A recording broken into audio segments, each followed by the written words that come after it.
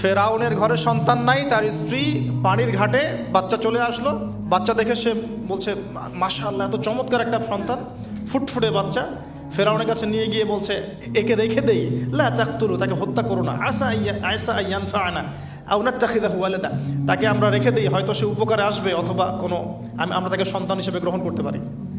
তো ফেরাউন কিন্তু খুব সতর্ক ছিল, তারপরেও আল্লাহ পাক তারই ঘরে মুসা আলাইহিস সালামকে বড় করলেন, সুবহানাল্লাহ। আর মুসা আলাইহিস সালাম ফেরাউনের স্ত্রী দুধও পান করছে না।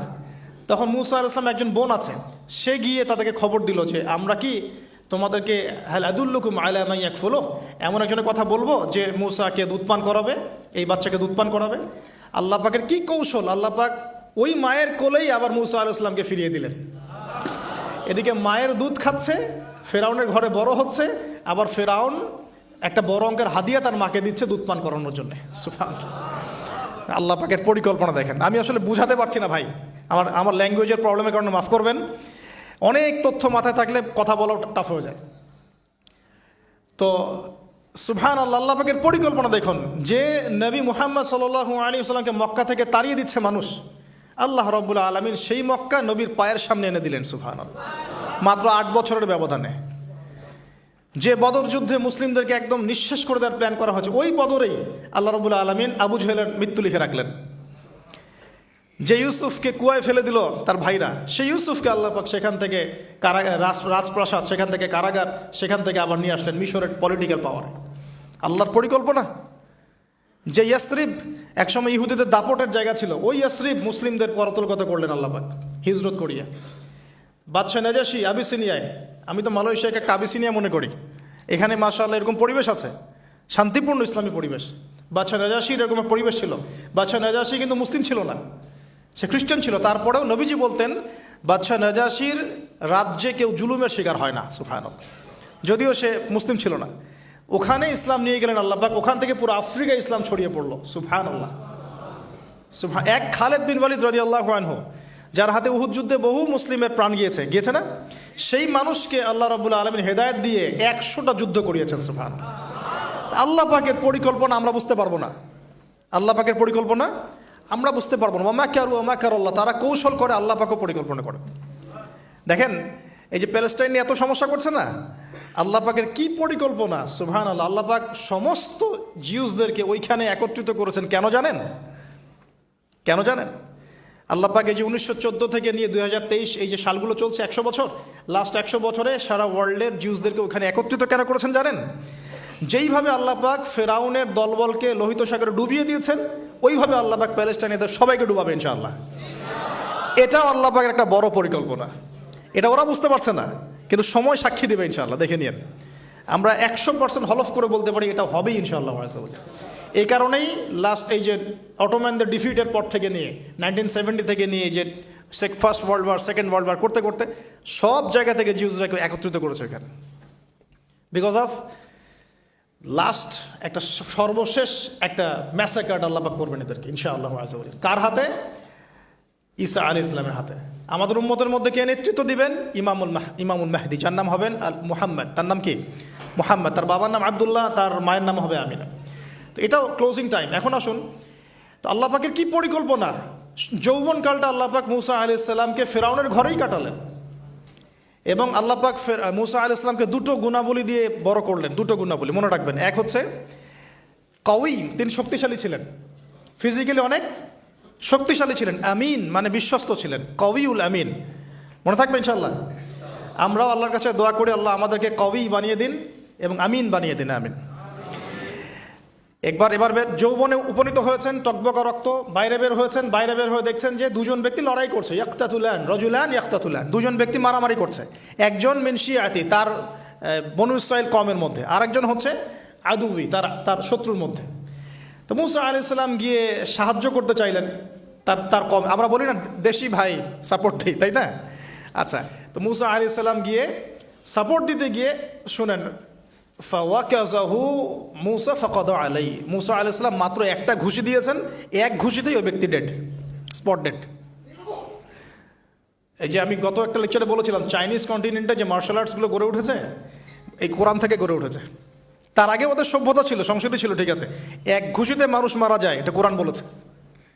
এক ঘুষিতে মানুষ মারা যায়, এটা কোরআন বলেছে। ওরা এখন রিসার্চ করে বের করে যে 6টা-7টা স্পট আছে মানুষের দেহে, এক ঘুষিতে মানুষ মারা যেতে পারে।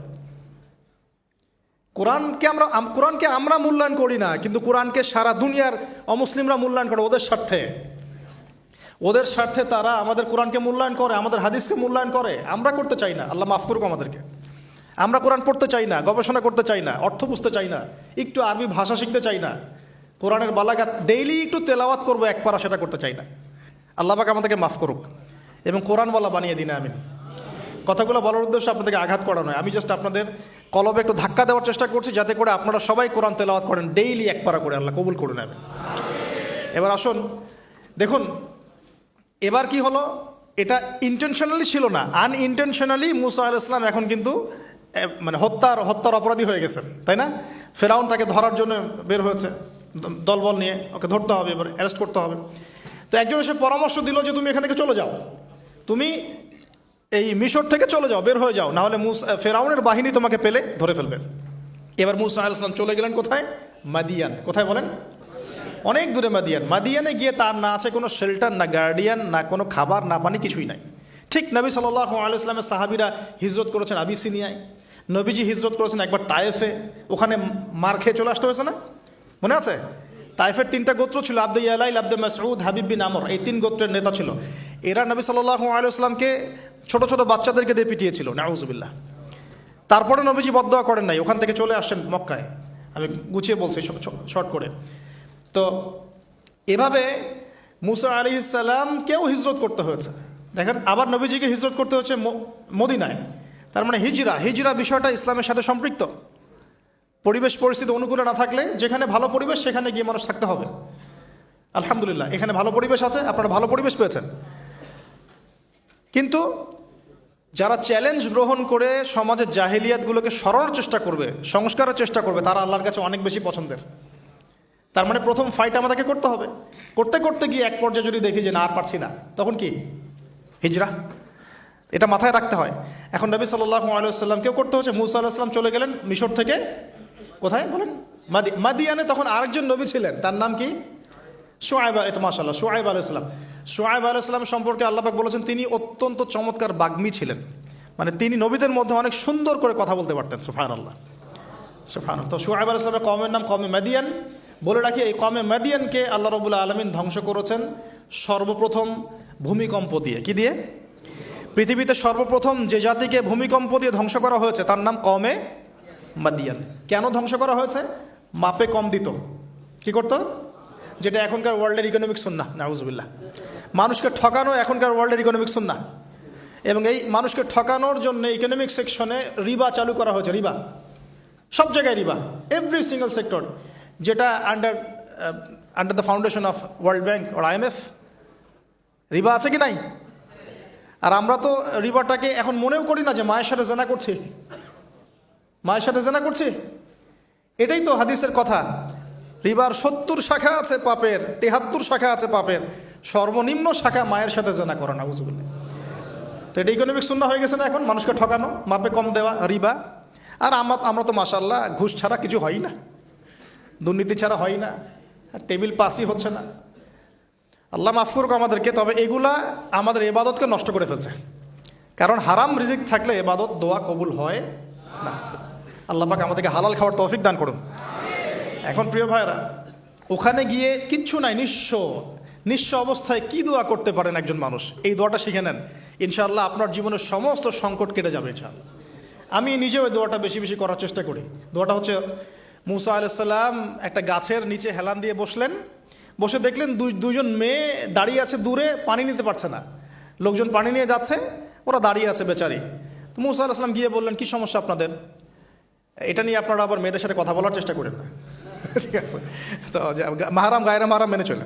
তারা বললেন যে আমাদের বাবা অনেক বৃদ্ধ মানুষ, আমরা পানি নিতে পারি না যতক্ষণ না আমাদের কম পানি নিয়ে চলে যায়। তো মুসা আলাইহিস সালাম তো একটু বললাম না, ফিজিক্যালি খুব স্ট্রং ছিলেন। থাকে না বডি বিল্ডার, সামনে গিয়ে কথা বলে সরব, পানি দিতে দাও, তখন মানুষ একটু মূল্যায়ন করে না। তো মুসা আলাইহিস সালাম এভাবে পানি নিয়ে দিলেন এবং বাছুরদেরকে পানি পান করালেন, করিয়ে গাছের নিচে এসে বসে আছেন। বসে বসে তিনি দোয়া করছেন। এই যে দোয়াটা তিনি দোয়া করছেন, রব্বি, একটা নেক কাজ করলেন না, মানুষের উপকার করলেন, নেক কাজ করে এসে গাছের নিচে বসে দোয়া করছেন, আল্লাহ এখানে তো আমার খাবার পানি বাসস্থান কিছুই নাই, আমি কি করব।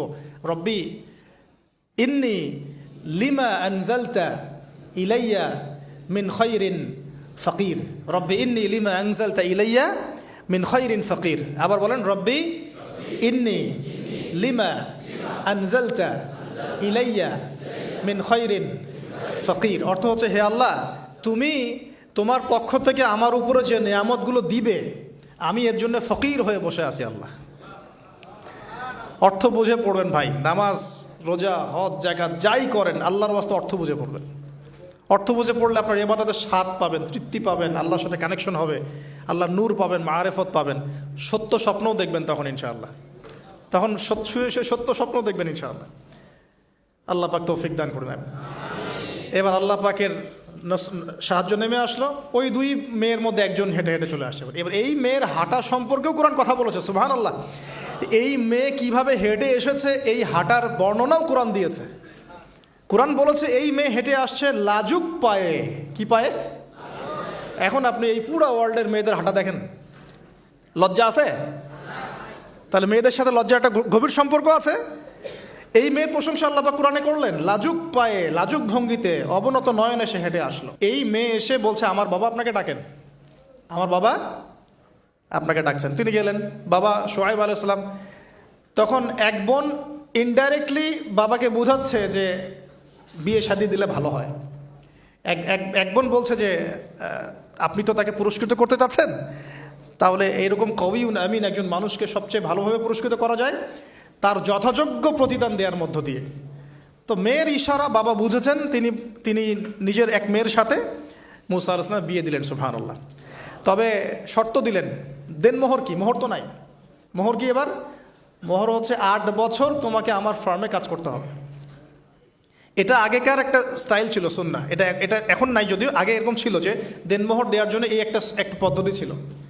যেমন ইয়াকুব আলাইহিস সালামের ক্ষেত্রেও এরকম 7 বছরের কথা আসছে, তিনি 7 বছর তার শ্বশুরের ফার্মে কাজ করেছেন। এটা নতুন ছিল না ওই সময়, এটা কমন ছিল। এখন যেমন আমাদের দেশে কমন 10 লাখ টাকা মোহর হবে, 10,000 টাকা দিব, বাকিটা সব বাকি, তাই না? তো এরকম আর কি কমন কিছু বিষয় থাকে আর কি। আস্তাগফিরুল্লাহ, মাফ করো। বলবে বাসরাতে, বলবে আমাকে মাফ করে দাও। শুরুতেই নিজের গায়রথহীনতার পরিচয় দিল। আবার এদিকে শ্বশুরের কাছে মাশাল্লাহ মোটা অঙ্কের ডোনেশন নিতে চাচ্ছে, যৌতুক। বিয়ে আমাদের ওখানে মাশাল্লাহ মানে কেনা বেচা, মেয়ে বিক্রি করতেছে আর ছেলে কিনতেছে। এবার 8 বছর পূর্ণ করা হলো, তিনি আরও 2 বছর 10 বছর পূর্ণ করলেন। এই 10 বছরে মুসা আলাইহিস সালাম নববী পরিবেশ পেলেন, অভিভাবক পেলেন, স্ত্রী পেলেন, প্রেমময়ী সন্তান ইত্যাদি সব কিছু। এবার আল্লাহ রাব্বুল আলামিন তাকে মিশরের দিকে যাওয়ার যে সময় তো এখন হয়ে গেছে, 10 বছর হয়ে গেছে, মিশরে যেতে হবে।